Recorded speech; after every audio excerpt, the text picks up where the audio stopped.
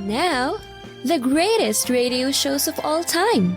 Suspense. The Shadow Node. Washington calling David Harding, counter-spy. Classic radio theater. The Great Gildersleeve. Fibber McGee and Molly. Dragnet. Gunsmoke. The Lone Ranger. Now, step back into our time machine with your host, Wyatt Cox. Good evening, friends of the Inner Sanctum. Another summer series, and of course, many summer series either focused on crime or music. Very little comedy and other things, but this one was entitled Wanted. This was from August 4th, 1950, and this episode, The Dope Fiend of the West. Wanted! Wanted for jailbreak! Presented in the public interest, the program that brings you for the first time on the air a nationwide manhunt in action, with the actual facts to date on a man wanted. From the record, hear the on-the-spot reports of the actual people involved. Real names are used. Nothing is withheld. No one is protected. Here are the dramatic eyewitness accounts of a man wanted. Wanted for jailbreak.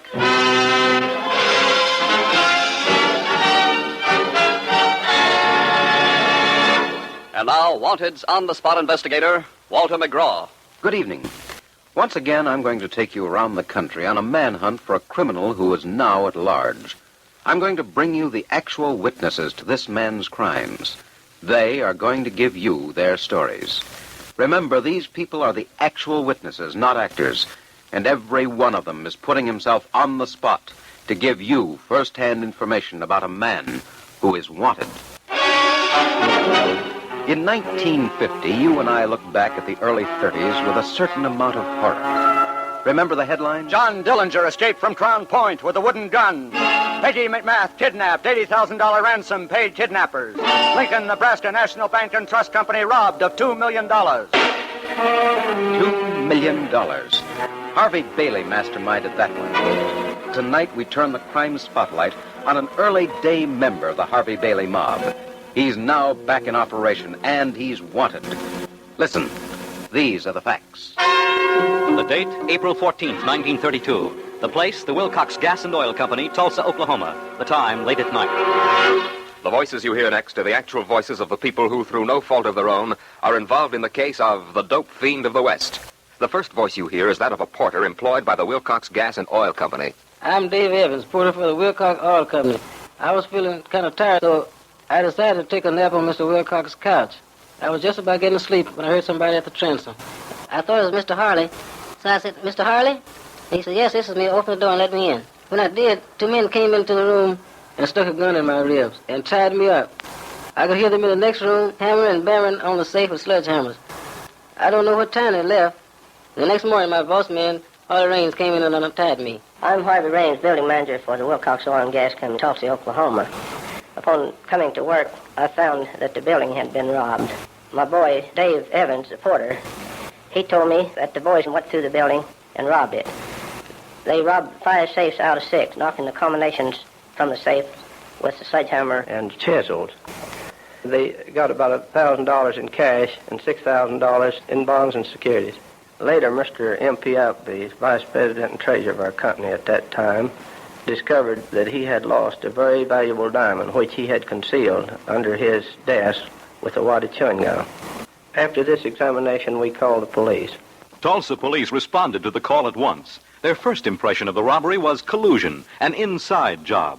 Usually, safecrackers don't look for diamonds in a wad of chewing gum. Naturally, every employer and employee was cross-examined. I tell you, finding that diamond was strictly an accident. Happy accident. Now Tulsa police started a routine check. The robbers had taken not only cash, but bonds and securities. Bonds and securities are hard to handle, too hard for the average crook. Police knew this job was done by men who were certain they could trade those securities for ready cash. So police started Operation Rogues Gallery. Every safecracker or armed robber who had any connection with any big mob was called in for questioning. Thousands questioned in order to develop information. The stool pigeon level came through. The guys you want are with the Bailey outfit. They're Harry Campbell and Glen Wright. This is A.M. Smith of the Tulsa Police Department. I, with Earl Gardner and Leo Granger, observed Harry Campbell and Glenroy Wright in an automobile at 11th and Lewis Avenue and placed them under arrest, and at the time found that they were heavily armed. They were taken to the police station where they were charged with the robbery of the Wilcox Oil Company. Now police had their men, but the men had the money, the bonds, and the securities from the Wilcox job. And they had connections. Sure, as members of the Bailey mob, they just call up Harvey Bailey and tell him they want a good lawyer. They get the famous J. Earl Smith to represent them. And the nice part is, Campbell and Wright don't have to pay a cent for his services. They just turn over the Wilcox bonds. Smith is a mighty smart lawyer. He tells the boys to go ahead and plead guilty and gets them a lesser plea than armed robbery. Plain, simple burglary. Next thing we hear, Harry Campbell and Glenroy Wright are out of jail on a measly $1,500 bail bond. Harry Campbell and Glenroy Wright on bail. They're wanted by this department. For 1 year, no word at all was heard of the fugitives. Meanwhile, big shot gang leader Harvey Bailey hit the headlines. He was accused of robbing 2 banks of better than $2 million. And he was in jail in Fort Scott, Kansas. According to our reconstruction from the Tulsa police files. Well, Bailey buys himself a whole league of smart lawyers. Then, on the side, he calls in his old pal, lawyer J. Earl Smith, and the story is, and maybe it's only a story, that Bailey has an idea which wasn't so legal. They say Bailey ordered Smith to buy off the Fort Scott judge and jury to make sure he wouldn't go to jail. Well, according to the boys, Smith says he needs a lot of money to pull a trick like that. And we hear Bailey hands over a fortune to Smith in bonds. On August 16, 1932, the case of the people against Harvey Bailey closed. Verdict, Bailey was guilty. He was sentenced to life in the federal pen. As for lawyer Smith and the fistful of bonds. Well, Smith went back to Tulsa. I'm George Cochran. One night, Warren Jackson and me passed this car on a no by road. As we passed, I looked back and I noticed there was a man lying there. And I thought he was either drunk or heard something, so I kept on talking. Warren Jackson, after we got about a half a mile, he said, "Do you want to go back and see about it?" And I said, "Yeah, and let's turn around and go back and see." And so we drove back, and I got out of the car, went around, and I seen this man was very dead. He had been shot. The bullet had knocked his teeth out, and something very strange. There were a nickel and a penny on the ground by the body. That dead man was lawyer J. Earl Smith. Now, Tulsa police went to work investigating the mysterious death of lawyer Smith. Leads? The nickel and the penny found beside the body labeled it a gang job, an Oklahoma custom that spells double cross. The second lead came from the wife of the murdered man. Well, she told me that her husband was home relaxing when he received a telephone call, and she just happened to listen in on the extension. Her husband hung up and rushed out of the house. He said he'd be back in 20 minutes, but he never came back. Miss Smith insists she recognized the voice of the man on the telephone. She says it was Harry Campbell. Once again, the underworld was dredged for information on the missing pair. And new information came in. Harry Campbell and Glenroy Wright have been around here for the past 3 months. They've been palling with a guy named Carpus. Creepy Carpus. Seems Campbell and Glenroy and this Carpus owed Bailey a favor. What better way to pay back a favor than get rid of this Smith? Rumors, underworld talk, but no proof. And Harry Campbell and Glenroy Wright were still unavailable to the police. But they were hot and wanted.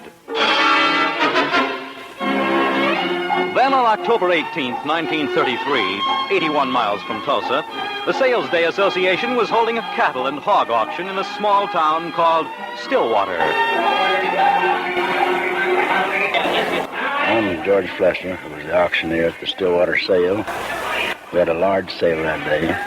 Sold approximately 723 hogs, approximately 387 head of cattle, which amounted to a total of $11,000 and some odd dollars.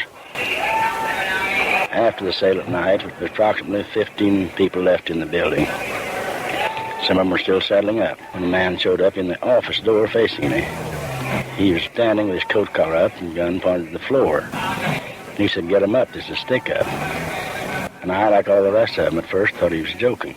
I thought he was either drunk or maybe a dope head or pulling some joke. When he said, "What do you so-and-so think this is?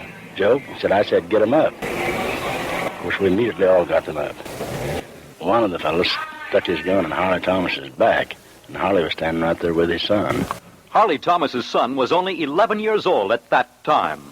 August 4th, 1950, Wanted, here on Classic Radio Theater with Wyatt Cox. You'll notice this show very fast-paced. As such, they weren't quite as adept at using audio tape editing at this point in time. As such, you might hear a glitch or two here and there, but it doesn't, to me, detract from the listening of Wanted from August 4th, 1950 on Classic Radio Theater with Wyatt Cox. My name is Bill Thomas. My father, Harley Thomas, and I run the Ford dealership here in Stillwater. As I remember, when they stuck the gun in Dad's ribs, I was sitting there with my foot across the door, and I told this dirty-looking fella he couldn't come in. He turned and shoved what I thought was a machine gun in my ribs, told me to shut up and get my hands up. And he didn't have to tell me that because I'd already gotten my hands up. I was scared to death. A few minutes later, after we'd been marched out into the main auditorium of the building, while searching us, I became a little bit worried about the 10-cent piece I had in the upper pocket of the bib of my overalls, but they didn't get it. A little later, I was standing in a position where I could see into the office. I saw this one fellow spill, several nickels, dimes, and quarters, and that like on the floor, while pouring this money into a sack that looked like a mail sack. And I was rather surprised he got down and picked up each one of the coins, and I thought he might have left a few, as much as he got. A little later, he came back in the main auditorium, and he and this other fellow who was standing over in the corner, waving a machine gun on us, kept threatening us and calling us the most vile, vicious names I've ever heard. Just filth. I've never heard such filthy things said to anyone in all my life. After threatening to burn us down, they finally departed, and I'll never forget how tired my arms were. It felt awful good to get those arms back down. Once again, state police turned to Operation Rogues Gallery in hopes that one eyewitness would recognize a face. And they struck pay dirt. That feller there.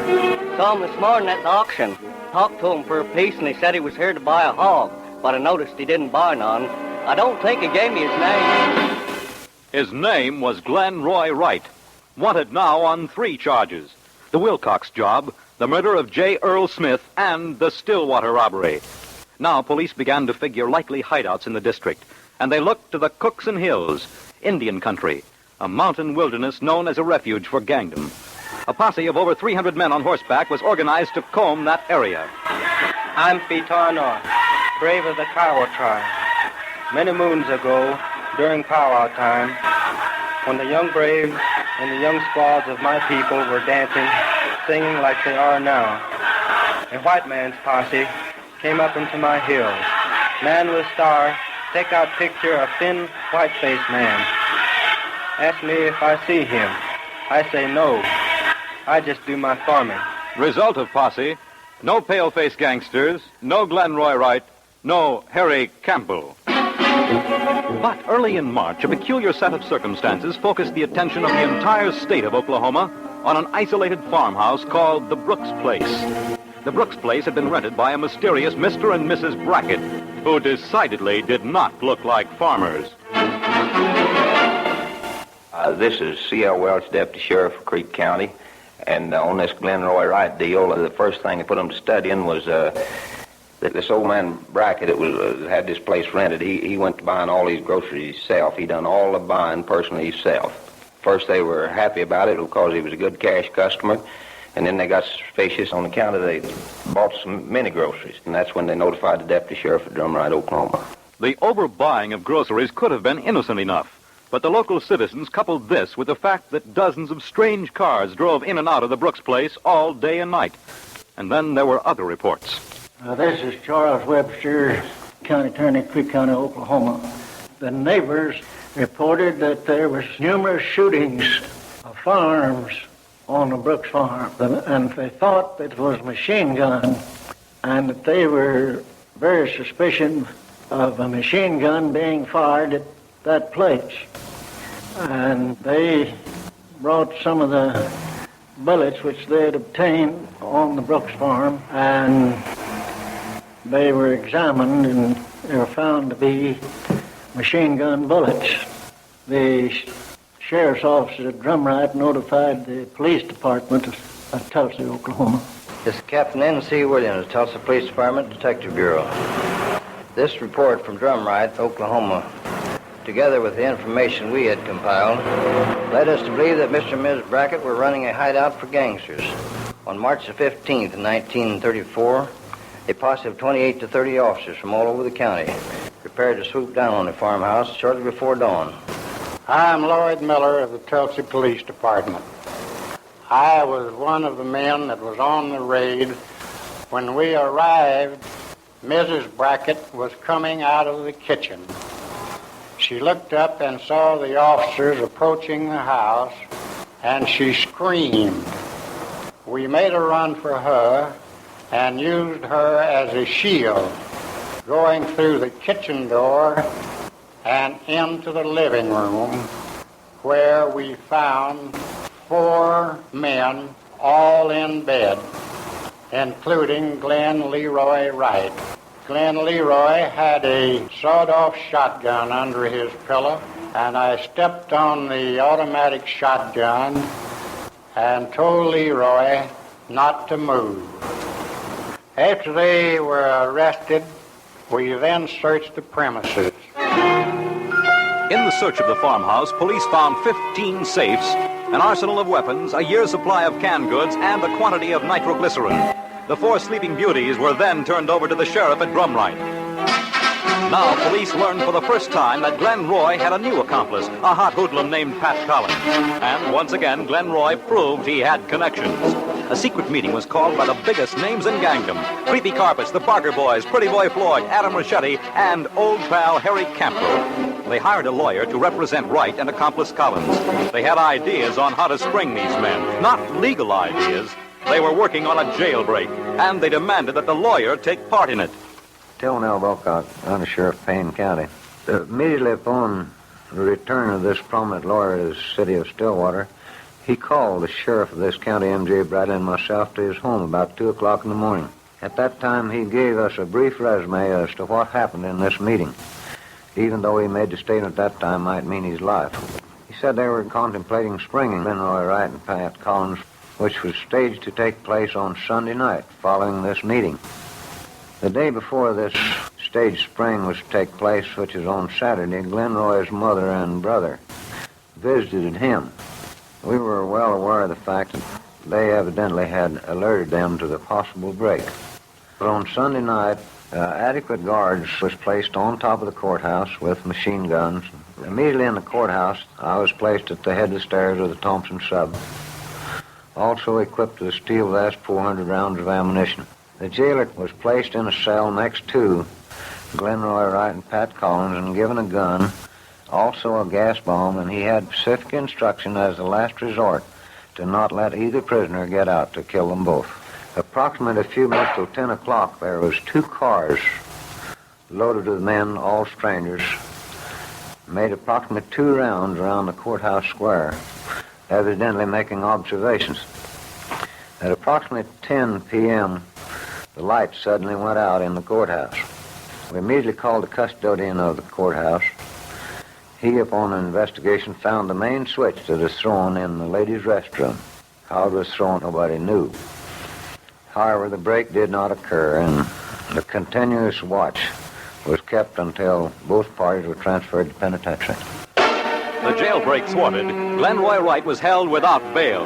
First, police questioned him in the matter of the murder of Lawyer Smith. He said he knew nothing, and nothing could make him talk. The state had no proof, and to this day, the murder of Smith remains unsolved. So the state concentrated on the Wilcox oil and Stillwater auction jobs. On May 17, 1934, without benefit of the brilliant but now defunct Lawyer Smith, Glen Roy Wright was sentenced to life imprisonment. Now, Walter McGraw. This was the end of an era. The notorious Harvey Bailey is still locked up. Harry Campbell was finally caught in 1936. He's in Leavenworth. Pat Collins died in the pen. But as for Glen Wright, well, he was in the state pen at McAllister. The operative word was. We'll hear the conclusion of Wanted, August 4th, 1950, when Classic Radio Theater with Wyatt Cox continues. You ever make a change and then think, why didn't I do this years ago? Well, that's how people feel about switching to Medishare for their health care, especially now with inflation the way it is. People are very happy with the savings. Most families save about $500 a month when they switch.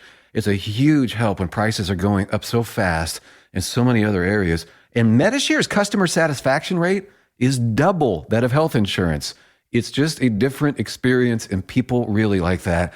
Medishare is an alternative to health insurance. It's a community of Christians who share each other's healthcare bills, and it's been going strong for over 25 years. It really is the gold standard, the most trusted name in healthcare sharing. Find out why people love it, find out why they rave about the customer service, and find out how good it feels to save some money right now. They're super easy to talk to. Here's the number, 833-34-BIBLE. That's 833-34-BIBLE, 833-34-BIBLE.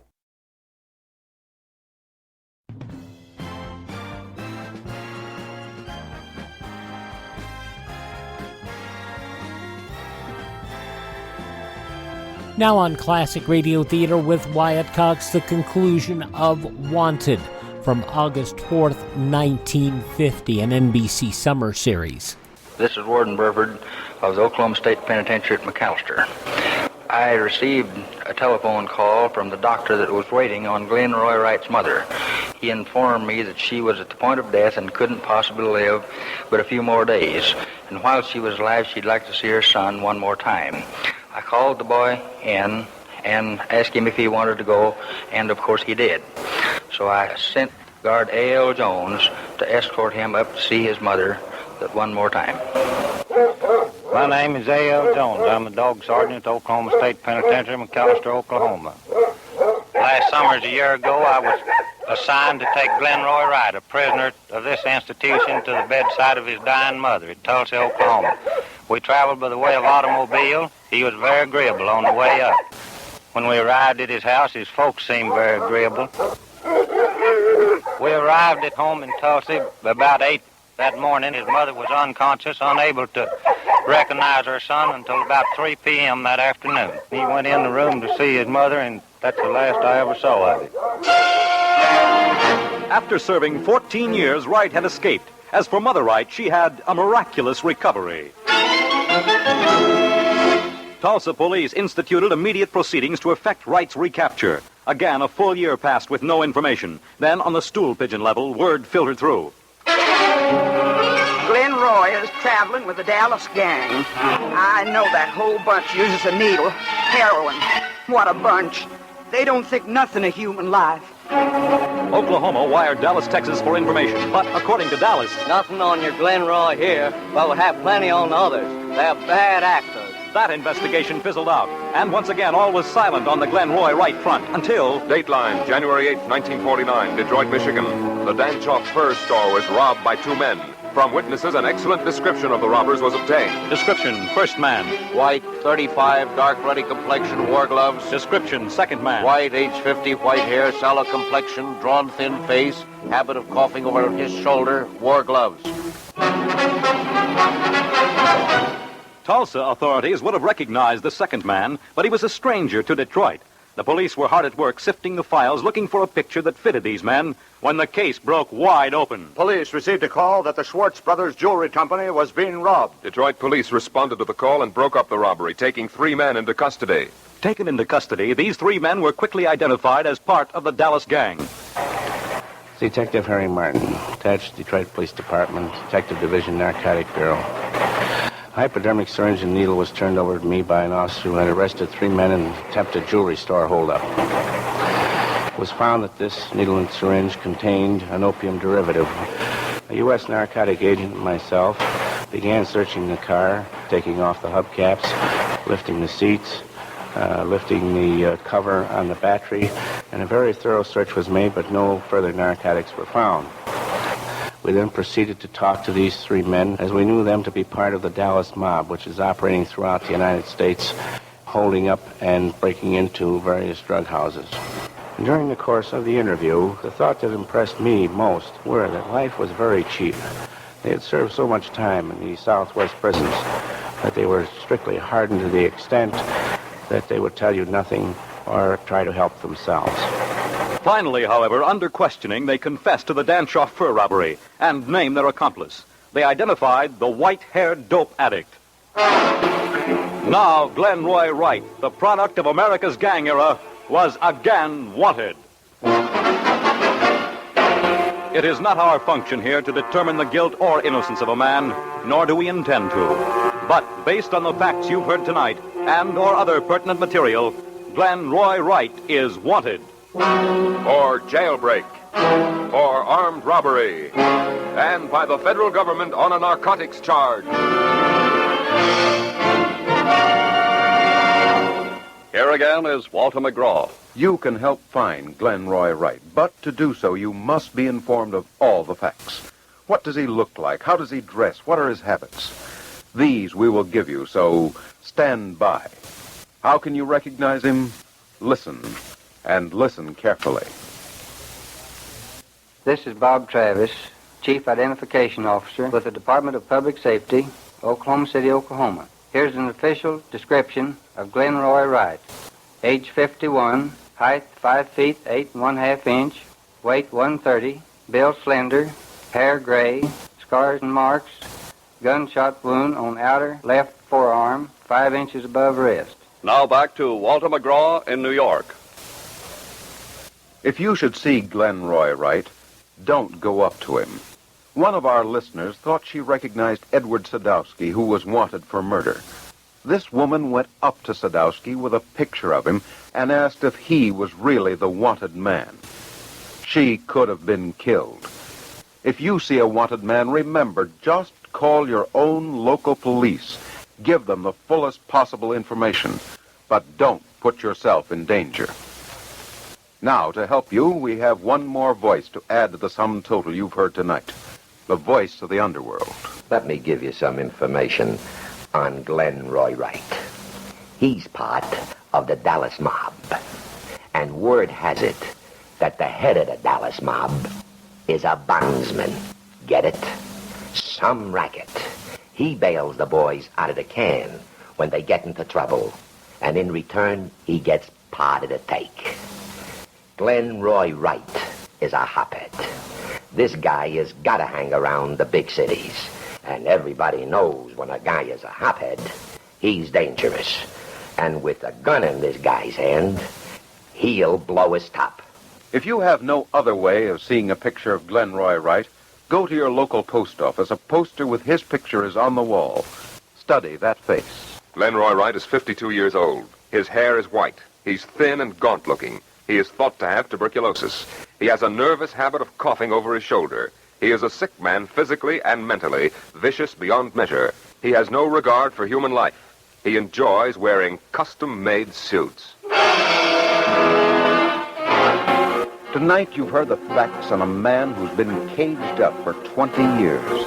His use of heroin has totally destroyed both his health and his mind. We're not on a manhunt tonight. We're hunting a wild animal. Glen Roy Wright must be taken out of circulation. And you can help. Look at what you've done so far. Look at your wanted scoreboard. Our first case was Willie the actor's Sutton. Authorities tell us Sutton's been spotted. Case number 2, fugitive Mike Selleck, was reported by 2 wanted listeners in Los Angeles. But despite good police work, he too faded into the woodwork. Our third case, the case of Sadowski, is now closed. He was caught as a result of our nationwide manhunt. As for last week's case, Tenuto, at this moment we are awaiting word on him. But the best bet seems to be New York. Remember, you the listeners, can find these men and help pull them in. Now, this is Walter McGraw saying, there's no time like now to wipe out crime.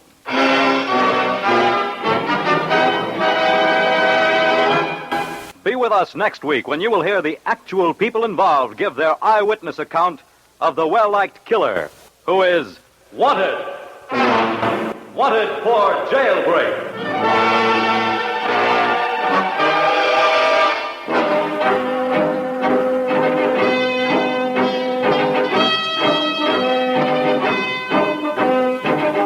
All material heard on tonight's program was factual, from the record. The voice of the late Dave Evans was impersonated. Real names were used. No one was protected. Tonight's report was written by P.L. Mayer. Music by Morris Momorsky. The narrator was Fred Collins. Wanted was supervised for NBC by James Kovac and was produced and directed by Walter McGraw.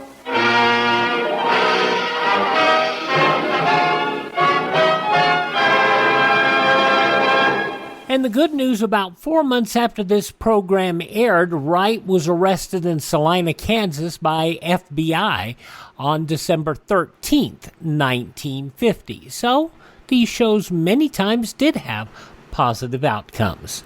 August 4th, 1950, Wanted, here on Classic Radio Theater with Wyatt Cox.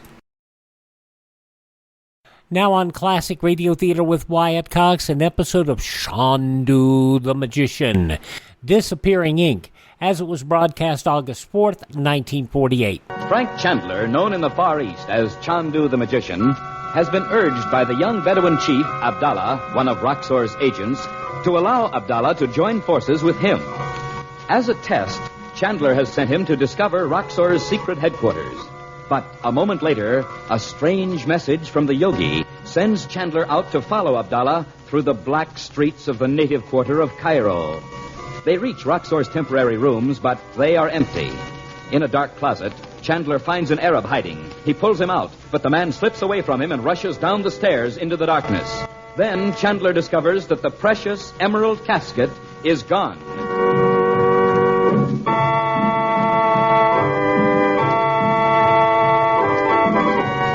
Meanwhile, the present scene opens in Naji's home after Chandler's departure. Chandu, the magician. For Pete's sake, Mom, what did Uncle Frank want Abdallah for? He had one of those messages from the yogi. Now, come along, we're going to bed. Oh, Mom. Do you realize what time it is? It's 1:30 by my watch. Mother, what did the yogi say? Did you hear him? It was something about Uncle Frank guarding a secret and, Now, don't ask me what he meant. I don't know any more about it than you do. Well, don't you think we ought to stay up until Uncle Frank gets back? You heard what he said, Bob. Besides, what good would it do? Well, Look at Betty. She's half asleep in her chair. Oh, no, I'm not, Mother. I'm watching something. Betty. What on earth? There's somebody outside the window. Oh, you're always... Hey, there is, Mom. You can see the white thing over his head. Now what? Well, I'm not going to lie awake all night frightened to death. I'm going to see who it is. Oh, Mother, don't. Wait, Mom. Let me see what he wants. Open the window, Bob.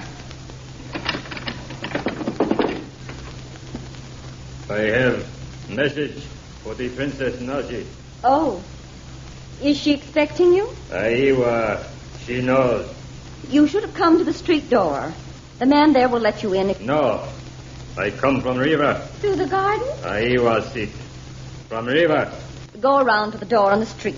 The princess isn't here just now. I wait. Or if you'd like to leave the message with me, I'll be glad to take it. I wait. Very well. Close the window, Bob. I wait inside. Hey, what is this? Bob, don't let him in. It is better to wait here. I'm sorry, but I'd rather you go out and speak to Saeed at the gate. Bob, you show him the way. Okay. It's out this way. I will sit on soft rug. Much better than desert mat. Wait a minute, Bob. What are you laughing at? In my village, they laugh to hear in Cairo. Young Effendi takes orders from a woman. Why, you big... Bob, no. What do you care what he says? Why don't you go and get Naji, Bob? I don't know where she went. And anyway, Go out and bring Saeed in here. And leave you and Betty with that big lug? And I'll go, and I'll get a boo and hummus. No, Oh, you will not go from room.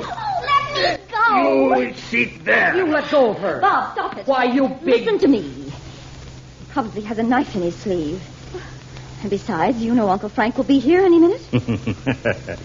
It is well. I have a knife, but also this small gun bites like a tiger. What do you want? What did you come here for? I come to kill Chandu. What? Roxor sent him. Dead men no longer think when they are dead. We'll give you money. Here, take this ring. It's an emerald. You can sell it for a great deal of money. Take it. No. Chandu will go with me and he will die. But if any one of you call out his name to warn him, my little gun will bite before his foot has passed the doorway. Oh, please don't. Uncle Frank never did anything to you. Oh, skip it, Betty. But, Bob... Why knock yourself out arguing with him? It won't do any good. We can't let Uncle Frank just walk in here and get shot. Just sit still and don't argue with him, darling. I'll try to think of something. You speak so I cannot hear you. But do not forget, my small gun speaks so the sky can hear. Ah. There he is. What? Are you still up? Oh, Uncle Frank! Betty, what's the matter? I see. You will come with me, Chandu. Where? To my boat on the river. The Nile is not deep, but deep enough. I would have called to you not to come in, Frank, but he said he'd shoot you if we did. And you must think I'm a dud in Technicolor. I think you all did exactly right. All right, Ragil. You will come with me, Chandu. Aiwa, you will all come with me. Oh, then there will be none to say. Hold on, boss. Huh? Be quiet. We're not going with you, any of us. Then I will shoot you all now. One. With what? With my small gun. It is... Gun? You have no gun. Marshal, are you not blind? You see it? That's not a gun. Can't you see? It's a Enoch. Quick, it's a spider. A poisonous spider. Look. See its 8 gray legs crawling across your fingers. See its fat gray body covered with black spots. Look at it. Look. It'll bite you. Drop it. Drop it, I say. So now I have the gun. But the spider, Effendi. The gray, fat spider. Let this teach you the power of Chandu. Oh, Chandu. Chandu. Chandu. How about that? Uncle Frank, you're terrific. I almost thought I saw the spider myself. What are you going to do with this guy, Uncle Frank? Send him to Yusef. Yusef, no. Said, come in here, will you? Aiwa, Effendi. And bring Abu. Hasha. Oh, no, Chandu. Not to Yusef. Effendi, I beg you. He'll know exactly how to deal with you. Oh, Said, you and Abu tie this man. Well, mind you. Then take him to the house of Yusef. No. Tell him I'll speak with him later. No, Chandu, I beg you. Silence, dog. Oda. Take him out of here at once, Said. No, Chandu. Not to the house of Yusef. Not to Yusef. No! Brother, he sure doesn't want to see Yusef. Roxor must have men watching every move we make. That man didn't come from Roxor. Well, who is he then? Yusef will find out. How did he get in? He came up from the river through the garden. He tapped on the window and said he had a message for Naji. He was watching the house and saw Abdallah and me leave. He may be just a... Well, that's not important now. Bob, push that little table over here, will you? Sure. Frank, he said he came here purposely to kill you. Roxor must have sent him. No, he didn't, Dot. Roxor's left Cairo. Now, let's see. Oh, don't put me off, Frank. How do you know Roxor's gone? Because Abdallah took me to his room. And Robert wasn't there? No. Well, these are just the rooms Roxor uses when he's in Cairo. His men are in and out all the time. He wouldn't keep Robert there. You surely don't believe anything Abdallah says. And this time I do. Ah, there. What are all those scraps of paper?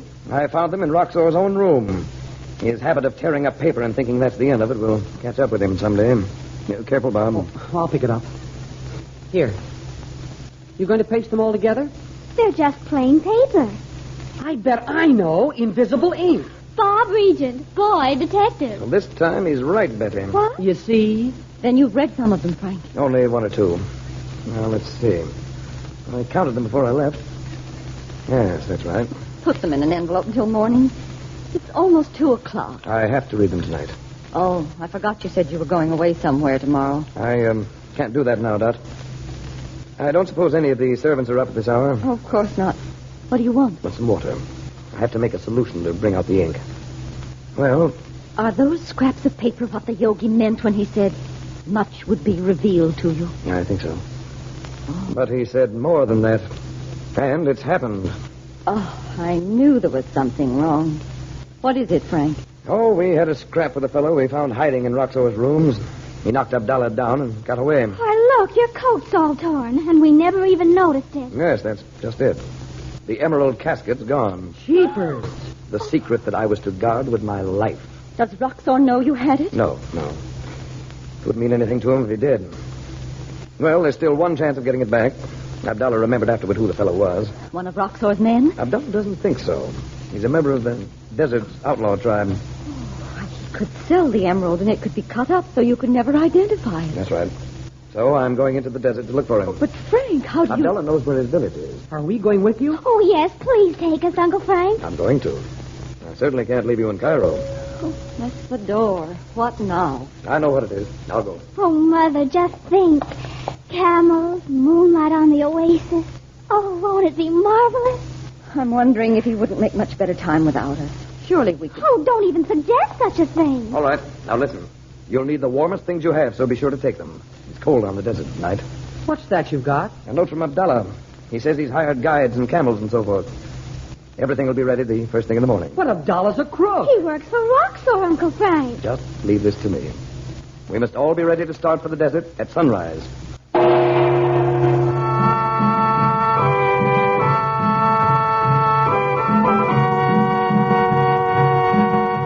From August 4th, 1948, Chandu the Magician on Classic Radio Theater with Wyatt Cox. Visit our webpage, classicradio.stream, so you can stream our shows on demand and learn more about building a classic radio collection of your own and contacting me there. classicradio.stream. Thank this station, support their advertisers, and as we always ask, tell your friends. Great radio shows are right here at this spot on the dial. Classic Radio Theater with Wyatt Cox on your favorite station.